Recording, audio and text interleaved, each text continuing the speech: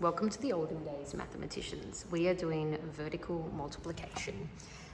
So let's create a vertical equation or a problem, better yet. So let's say there were 45 classes in the school, and in the olden days, there really weren't that many limits on class sizes. So let's say there were 78 kids in every class, which in some countries there still are that many students in each class. Crazy. So roughly, let's estimate first. Let's go 80 groups of 50 potentially, although you should try to round one down, one up. So since it's at 45, I know it technically would round to 50, but I'm going to round it down just because I rounded that one up, because it'll level out the estimate a little bit better. So if you're having trouble with estimating, you can either use the 2 zeros approach, which I don't love, or you can use place value patterning, which I like better. So that would be 32. So therefore 80 groups of 4 would be around 320. So therefore 80 groups of 40, we're expecting roughly 3,200, which is the same as the adding 2 zeros, but this one gives you more of a evidence of how that place value pattern or the power of tens worked. Now we want to try to solve this. If we're doing just regular vertical multiplication, I'm going to do that first, even though it's going to kill me a little inside, because it's such a terrible method compared to the others. But 5 groups of 8 is 40, so we put the 4, the 0. 5 groups of 70, but we really think of it as 7 in this method. 5 groups of 7 is 35, plus the 4 is 39. And then we put the 0 down because we're really multiplying by tens. There's no magic to that. It is just multiplying by tens. So if we're multiplying 40 by 8, it will be 320. It will not be 32. So the 320 recognizes that 0 will be there. So that is that. And then 4 groups of 7 is 28, plus the 3 is 3, 1. Then we add it vertically, 0, 1, and 11, essentially there. So 5 and 3, 3,510. What you could have done while I was doing that too, just for keeping track, students can use colors to go, yep, I've done that. Yep, I've done that. And then a different color to go, yes, I've done that. And yes, I've done that. It does become quite messy. The other way to do it that's more of an expanded form, so can make a bit more sense. And checking back to the estimate, it looks reasonable as well. We did round this one down, so the estimate was a little low, which is fine because we were expecting that. So, but it's still a very reasonable answer. Nothing's gone unreasonably wrong. We could still be wrong, which is why I'll check it using a few more strategies, but at least we know we're in the ballpark of where we expect it to be in our old school method before we get to the new methods. So the expanded form method, I think, adds a little bit more place value sense. So 78 groups of 45 or 45 groups of 78.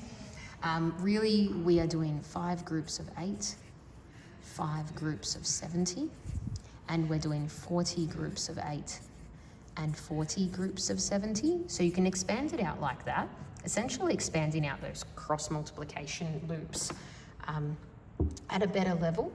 And then it's 40 and 350. If the students can't do this because they can't handle the place value, that's an alarm bell in itself. So that's where this hides misconceptions, and this will uncover place value or power of 10 pattern problems that have emerged. And sorry, I'll keep that one in pink because I'll do that one in pink and the other one in green. Now I'm deliberately not lining them up because if my place value is strong, I shouldn't need to line them up. If my place value is weak, I'll need to line them up or I'll get it wrong. So I don't want to shield my students from place value, I guess, from hiding their place value gaps. If they have place value gaps, I want to see those gaps, not drill them in rules like lining up columns that will then hide the place value gaps. 8 groups of 40 is 320.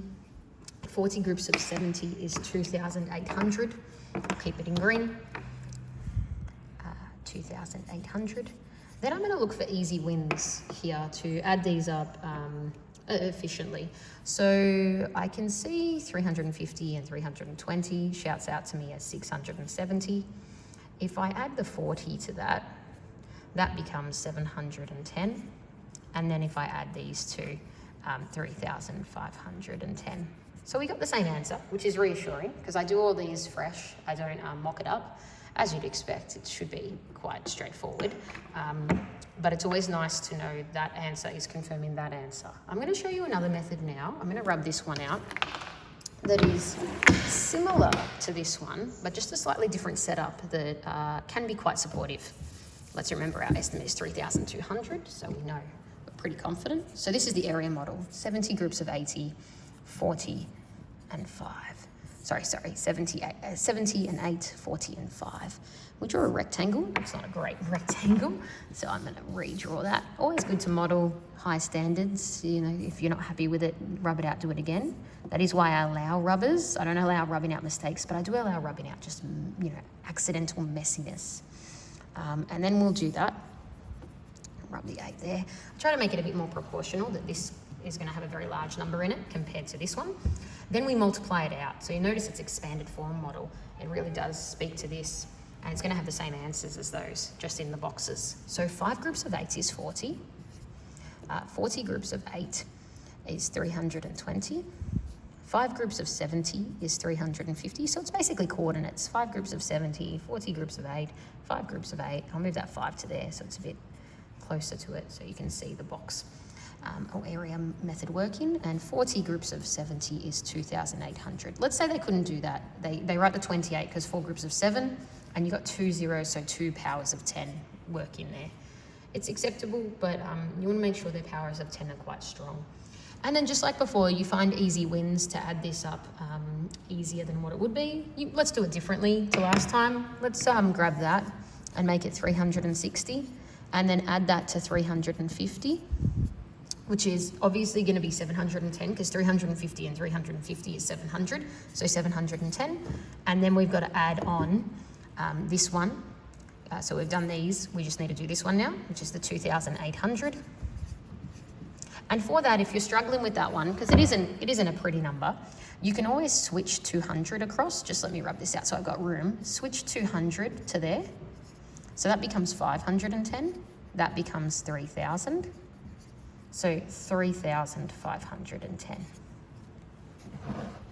And that reassuringly is the same as that. And you can see where each of these came from. The 5 8s was the 40.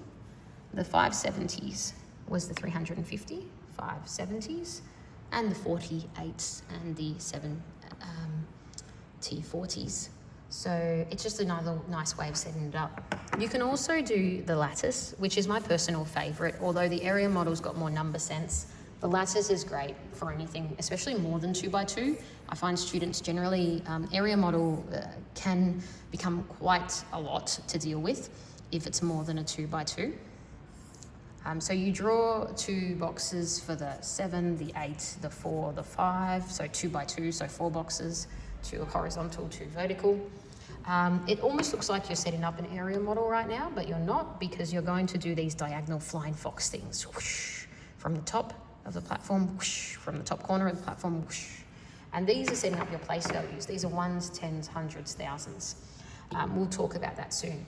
Then you multiply, and notice it's not expanded form. It's just 7, 8, 4, 5. They have to be in order, like 7, 8, 4, 5, because the 7 was the 10s, the 4 was the 10s. It could be 45, 78, but you can't put like 5, 4 or 8, 7, because that would be switching their place values. So now you multiply it out. So 4 groups of 8 is 32. 5 groups of 8 is 40. You don't have to do it in an order. Not like vertical algorithm where you have to do this and then this, then this, then this. It can be in any order. So 5 groups of 7 is 35. So there's 5 groups of 7, 4 groups of 8, 5 groups of 8. 4 groups of 7 is 28. Now let's just think about this from a place value perspective. This was 5 groups of 8. It became 40. So this is the 1s. This is the 10s. Let's check that. 40 is really bad because that's really 40. 40 groups of 8, 320. 320. So the 20 went into 10s, and then this is the hundreds, and this is the thousands. So they're diagonal place values, just a diagonal algorithm instead of a vertical one. Once we've got the boxes multiplied out, we just add in the diagonals. So 0, 5 plus 4 plus 2 becomes 9 plus 2 becomes 11. So 1 there, and rename, because we've got more than 10 in a place value, so we need to rename it to the next place value. 3 and 3 is 6, 1 more is 7, and 8 is 15. So 5, and rename the 10. And then 3. So we can see 3510 or 3,510. So that worked as well. So lots of different strategies. We can use vertical traditional style, just with digits basically cross multiplying. We can use expanded multiplication to really check that the students are understanding what they're multiplying at each step, and to step it out without the risk of all those numbers at the top becoming jumbled up and all the cross multiplying becoming confusing. This is actually, I think, less taxing on working memory, because you set it up all at once and then you multiply it and then you add it. So it's not as much to handle all at once. And then finally, we have the area model, which is very similar to this, just area style setup with a rectangular grid, and the lattice, which is really just an algorithm, the same as the vertical algorithm, but I think more efficient, because I've seen a student in grade 3, probably a bit early for that to be a strategy for a grade 3, but I have seen one do a 10 by 10 multiplication in a lattice, and I just can't imagine that being done in a vertical algorithm setup. So there is merit to all of these strategies, including the traditional way, but the traditional way is not the only way. This way is not the only way, hopefully anymore.